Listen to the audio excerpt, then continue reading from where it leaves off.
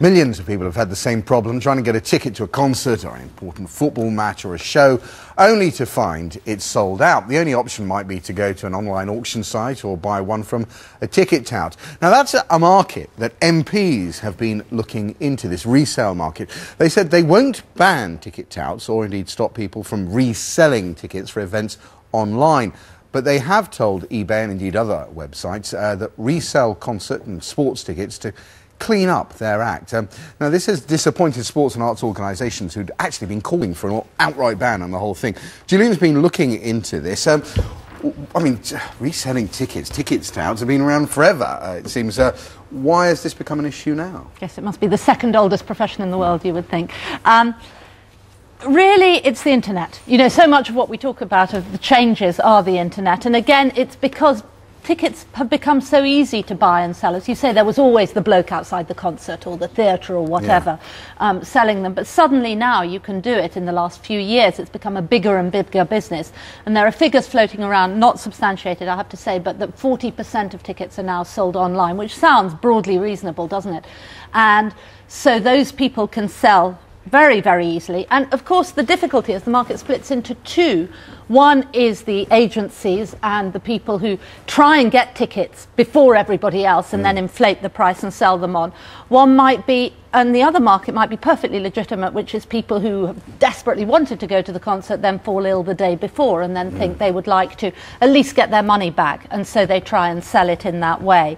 I mean, the report, this select committee report, has also looked at it partly because it's so big, partly because it's so easy to do on the internet, and partly, I just dug some words out of the report, they say because it's such an enormously emotive issue. You know, people feel incredibly strongly. They say it's a scourge on society, and parasitic profiteering is what people talk about. Really? So people feel enormously strongly about the whole marketplace. And yet, I mean, they're using those sorts of words about both companies, large companies which do this, and individuals, and yet they're saying they won't legislate? They won't legislate. They say that legislation, it wouldn't be to the benefit of the consumer, basically. They're saying partly because there is this legitimate side to it as well, and that people might want to pick up tickets in a completely legitimate way.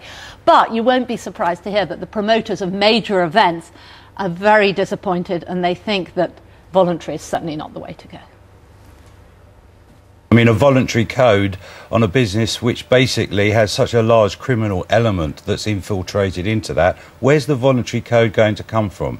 I mean, I wrote, when I produced the big charity concert with Led Zeppelin, eBay were selling what were called passcodes because we did this by ballot. We tried to find the fairest way of dealing with it. And when we wrote to them and said that they have no right to sell somebody else's passcode, they basically just told me to get stuffed. Well, quite strong words there about eBay. We spoke to eBay and they have strong words as well for Harvey Goldsmith, so we won't go into that whole thing. They say he was blaming other people for problems of his own.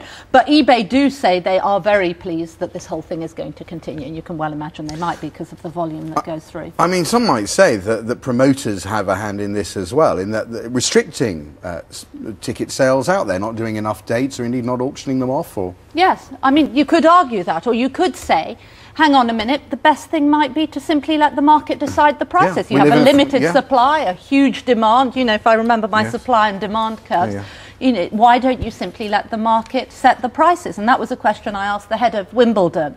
I said, why not? If we let the market decide ourselves, I mean, we're very fortunate that Wimbledon is sold out every year. And obviously we could quite easily charge a significantly higher sum of money for the tickets. But we don't believe that's right. We want the genuine fan to come along. We want members of the public to come along and for people to bring families. And I think, therefore, that's why we do regulate the prices.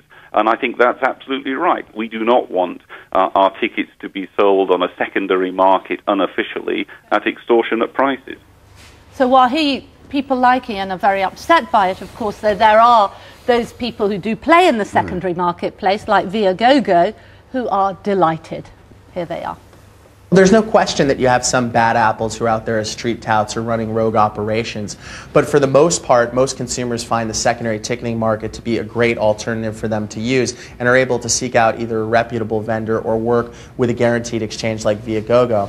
In fact, when the DCMS did their ticket touting summits, I believe the minister, Sean Woodard, cited in his words that 90% or so of the time, fans and consumers don't have any problem in the secondary ticketing market. So again, as with many industries, it's a few bad apples that create a bad reputation for everyone else.